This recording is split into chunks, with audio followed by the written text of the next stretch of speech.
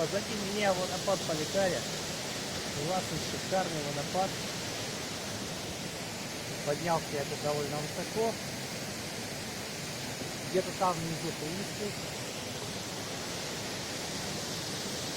Посмотрите на это чудо.